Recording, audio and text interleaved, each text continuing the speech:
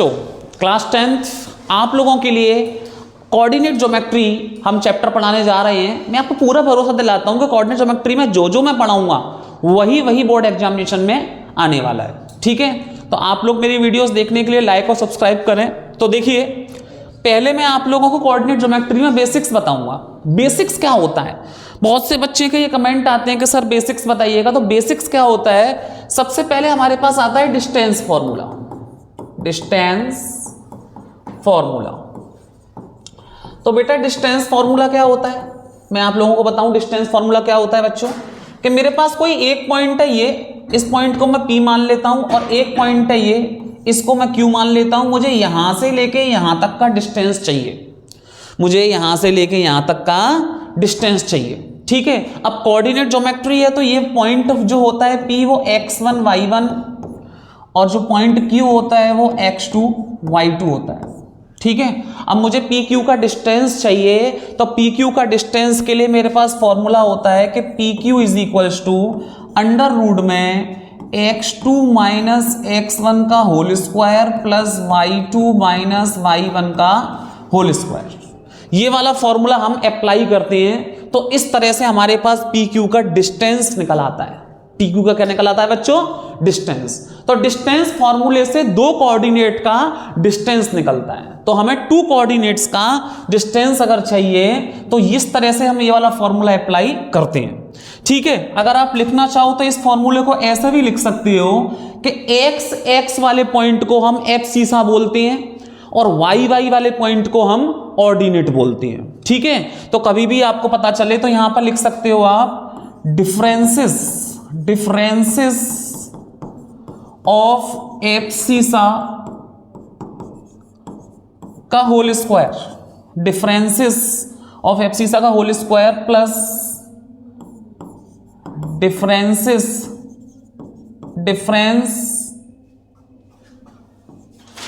Of ordinate का whole square. ठीक है बच्चों, इस फॉर्मूले को आप ऐसे ही लिख सकते हो, क्योंकि यहां पर आप चेक करो x और x ही तो है, और x को हम क्या बोल रहे हैं? एब्सिसा। और यहां आप चेक करो y और y है, तो y को हम क्या बोल रहे हैं? ऑर्डिनेट। ठीक है, तो differences of abscissa, differences of ordinate, इसके स्क्वायर को हम बोलते हैं डिस्टेंस। तो ये तो आपका पहला पॉइंट कवर हुआ, डिस्टेंस फॉर्मूला। सेकंड पॉइंट पे आइए। ठीक है, नोट कर लेना बच्चों बराबर, थोड़ा सा इसे ऊपर कर देता हूं मैं। सेकंड पॉइंट पे आते हैं हम। सेकंड पॉइंट है हमारा, हम पढ़ने वाले हैं कि distance of A point, distance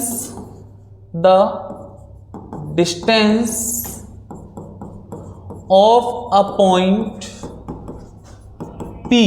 आपको कोई पॉइंट P है, इसका डिस्टेंस आपको ऑरिजिन से बताना है। Distance of point P from the origin. आप लोग जानते हो ऑरिजिन क्या होता है? ठीक है ना, इज मैं लिख ही देता हूं। इज जो डिस्टेंस होता है वो होता है अंडर रूट में x square plus y square. ये डिस्टेंस होता है।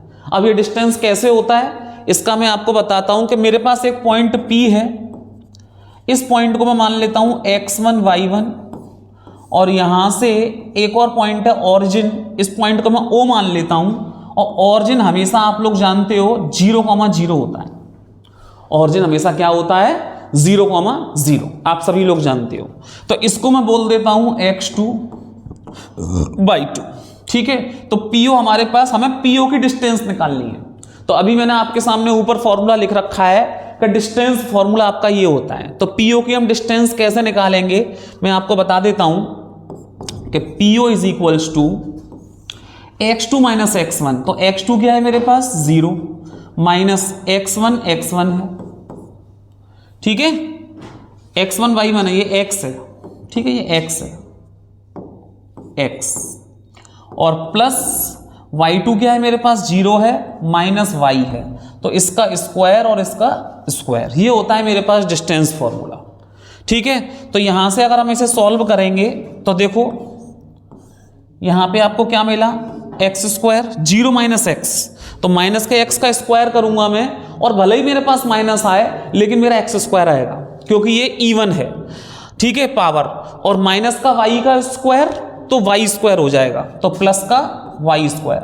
तो देखो चेक कर लो, मैंने आपको कॉन्सेप्ट में ये लिखा था और यही मेरे पास निकल के आ रहा है डिस्टेंस फॉर्मूले से। ठीक है, तो इसे हम बोलते हैं डिस्टेंस फॉर्मूला।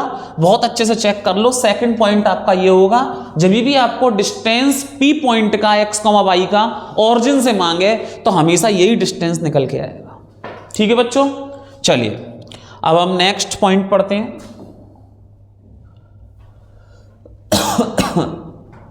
थर्ड पॉइंट हम पढ़ेंगे बच्चों सेक्शन फॉर्मूला। सेक्शन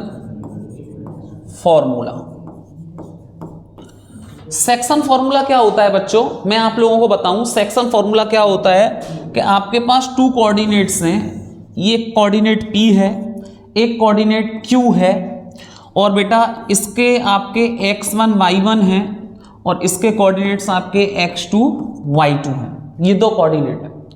अगर मैं बीच में से इसे डिवाइड कर दूं तो ये दो सेक्शन में डिवाइड हो जाएगा। मैं बीच में से कहीं भी डिवाइड कर दूं, लेकिन ये नहीं बोलेगा कि वो इक्वली डिवाइड कर दो। इक्वली डिवाइड नहीं बोलेगा बच्चों, आपको डिवाइड के लिए बोलेगा। अब डिवाइड कितना भी कर दो, मैं ये पॉइंट ले लेता हूं R, तो मैंने यहां पे डिवाइड किया है, मुझे नहीं पता कि इसका रेशियो कितना है, इसका रेशियो कितना है। ये अलग अलग रेशियो में डिवाइड है, और जो अलग अलग रेशियो में डिवाइड होता है तो वहां पर मैं लिखता हूं m1 रेशियो m2। इस तरह से मैं आपको सेक्शन फॉर्मूला बनाने वाला हूं। P पॉइंट आपके पास ये है, Q पॉइंट आपके पास ये है, और बीच में से अगर किसी पॉइंट ने डिवाइड किया तो वहां पर सेक्शन फॉर्मूला बन जाता है, क्योंकि दो सेक्शन में डिवाइड हो गया। सीधी सी बात भाई, PR और RQ दो सेक्शन में डिवाइड हो गया, और यहां पर हम सेक्शन फॉर्मूले से जो पॉइंट निकलेंगे वो R के निकलेंगे। वो किसके निकलेंगे? R के। तो देखिए कैसे डिवाइड होगा ये सेक्शन फॉर्मूले से, मैं इसको लिखवा रहा हूं। देखिएगा कि हम पहले, मैं आपको याद कराऊं, पहले M1 उठाओ, M1 और इसका पहला वाला, इसका पहला वाला तो इसका पहला वाला x2, ठीक है। इसी तरह से M2 उठाओ तो इसका पहला वाला उठाओ x1, M2 x1 अपॉन आपके पास हो जाएगा M1 प्लस M2। नीचे हमें लिखना है M1 प्लस M2। तो ये एक पूरा सॉल्व करने के बाद एक कोऑर्डिनेट्स निकल के आएगा, वो कोऑर्डिनेट इसका यहां पे आएगा। इस कोऑर्डिनेट्स को मैं मान लेता हूं, आप कुछ भी मान लो, कोई भी, इस पूरे को सॉल्व करके यहां पे एक कोऑर्डिनेट निकल के आएगा जो x का रहेगा, f सीसा का। तो मैं इसे यहां पर कुछ भी मान लेता हूं, सपोज करो x निकल के आ गया, कॉमा। अब दूसरा फॉर्मूला क्या है, जैसे M1 इसका उठाया पहला, तो इसका दूसरा उठाओगे M2, ऐसे ही इसका उठाओगे तो इसका भी दूसरा उठाओगे M1, M2 y1 अपॉन नीचे हो जाएगा M1 प्लस M2। तो इसे सॉल्व करने के बाद जो भी कोऑर्डिनेट निकल के आएगा वो R पॉइंट्स का y माना जाएगा। क्या माना जाएगा? R पॉइंट्स का y। तो इस तरह से हमने PQ पॉइंट को अगर बीच में डिवाइड किया R पे, तो आपको R के कोऑर्डिनेट x y इस फॉर्मूले से निकाल के देगा। इसे कहते हैं हम सेक्शन फॉर्मूला। समझ में आया नहीं आया बच्चों? ठीक है, आपको अगर कहीं भी नहीं समझ में आ रहा हो तो प्लीज मुझे लाइक और कमेंट करें, मुझे बताएं बच्चों कि जहां पर आपको क्या दिक्कत आ रही है। ठीक है बच्चों, चलिए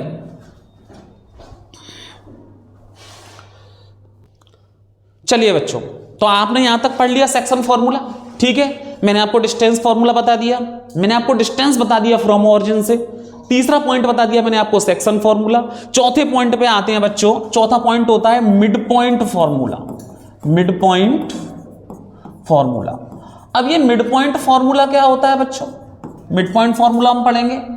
तो मिड पॉइंट फॉर्मूला ये होता है कि ये एक लाइन है और ये बेटा PQ है, और यहां पर बिल्कुल मिड में आपको 100% मिड में कोई पॉइंट बोलेगा। ठीक है, एक लाइन पर बीच में बिल्कुल मिड में कोई पॉइंट बोलेगा R, आपको R मान लिया, और इसके रेशियो आपके 1:1 में डिवाइड होंगे। किस में डिवाइड होंगे? 1:1 में। M1 और M2 1:1 में डिवाइड होंगे। इसे हम निकाल तो सेक्शन फॉर्मूले से भी सकते हैं, लेकिन मिड पॉइंट का मतलब भाई सेक्शन फॉर्मूले में R पॉइंट कहां डिवाइड हुआ हमें नहीं पता, लेकिन मिड पॉइंट में ये बिल्कुल मिड में ही डिवाइड हुआ है। मीडियंस हो गया किसी लाइन का अगर हमें मीडियन निकालना है तो वहां पर मिड पॉइंट फॉर्मूले से निकाल सकते हैं। तो मिड पॉइंट फॉर्मूला आपका क्या होता है, x1 y1 ये वाला कोऑर्डिनेट हो गया, x2 y2 ये वाला कोऑर्डिनेट हो गया। अगर हमें ये वाला मिड पॉइंट निकालना है r, तो देखो ये कैसे निकलेगा कि x1 plus x2 upon 2 comma y1 plus y2 upon 2। इस वाले फॉर्मूले को आप लगा लीजिए। इस वाले से ये वाला कोऑर्डिनेट निकलेगा x और इस वाले से ये वाला कोऑर्डिनेट निकलेगा y। लेकिन ये तभी अप्लाई होगा, ये वाला फॉर्मूला तभी अप्लाई होगा जब आपको क्वेश्चन में बोल देगा कि एक लाइन में ये वाला मिड पॉइंट है, एक लाइन में ये वाला क्या है, मिड पॉइंट। तो मिड पॉइंट बोलेगा तब आपको ये वाला फॉर्मूला यूज करना है, और सेक्शन बोलेगा यानी कि r पॉइंट डिवाइड हुआ, लेकिन हमें नहीं पता कितना डिवाइड हुआ, वो इक्वली डिवाइड हुआ, इक्वली नहीं बोलेगा। अगर जिसमें इक्वली डिवाइड हुआ है वहां पर मिड पॉइंट फॉर्मूले का यूज करना है, और जहां पर डिवाइड हुआ है, कितना डिवाइड हुआ है हमें नहीं पता कितना डिवाइड हुआ है, वहां पर आपको सेक्शन फॉर्मूले का यूज करना है। ठीक है बच्चों, बहुत आराम से आप लोग मेरी वीडियोस देखते रहो। आपको जो भी प्रॉब्लम हो मेरे को कमेंट्स करके बताइएगा, ठीक है, कमेंट्स करके बताइएगा, मेरे को पूरी चीज बताइएगा, मैं आपके लिए बिल्कुल वही चीज रखूंगा। ठीक है, तो प्लीज बच्चों मेरे को कमेंट करके बताइएगा पूरी बात। चलिए, ये आपके पास मिड पॉइंट फॉर्मूला हो गया। अब हम नेक्स्ट फॉर्मूला पढ़ते हैं, सेंट्रॉइड फॉर्मूला। ठीक है, सेंट्रॉइड देखो बच्चों, इसे आप नोट कर लीजिएगा। अगला बेसिक्स में पढ़ते हैं हम centroid formula. Centroid formula, centroid formula हम लोग क्या लेने वाले हैं बेटा, कि अगर हमारा कोई ट्रायंगल है और बीच में यहां पर सेंट्रॉइड बनाता है, ये A है, ये B है, ये C है। ठीक है, अगर कोई ट्रायंगल है बीच में आपको सेंट्रॉइड बनाता है, तो हमारे पास ये O पॉइंट है, तो इसमें हमारे पास इसके जो कोऑर्डिनेट्स आएंगे वो x1 plus x2 plus x3 upon 3 comma y1 plus y2 plus y3 upon 3।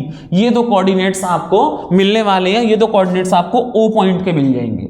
अच्छा, ये A पॉइंट होता है x1 y1, B पॉइंट होता है x2 y2 और C पॉइंट होता है x3 y3। तो इस तरह से हम ये वाला फॉर्मूला यूज करते हैं सेंट्रॉइड के लिए। ठीक है बच्चों, जब भी आपको सेंट्रॉइड मांगेगा आप ये वाला फॉर्मूला लगाइएगा। जब भी आपको एक लाइन पर कोई पॉइंट्स अगर इक्वली डिवाइड मांगेगा, इक्वली बोलेगा, तो आप मिड पॉइंट फॉर्मूला लगाइए या मीडियंस बोले। और अगर आपको पॉइंट्स डिवाइड बोले, देखो मैं आपको नीचे करके दिखा देता हूं, तो सेक्शन फॉर्मूला है हमारे पास, ये रहा सेक्शन फॉर्मूला, और उससे पहले मैंने आपको लिखाया था डिस्टेंस फॉर्मूला। तो इस तरह से हम ये सारे फॉर्मूले, देखो यहां मैं आपको पूरा दिखा देता हूं। सबसे पहले डिस्टेंस फॉर्मूला बच्चों, डिस्टेंस फॉर्मूला के बाद सेक्शन फॉर्मूला, ये देखो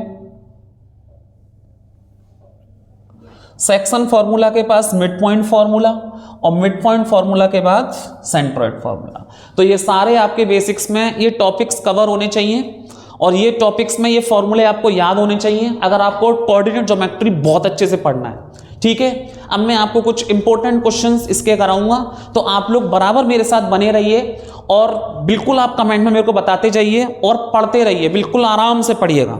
चलो।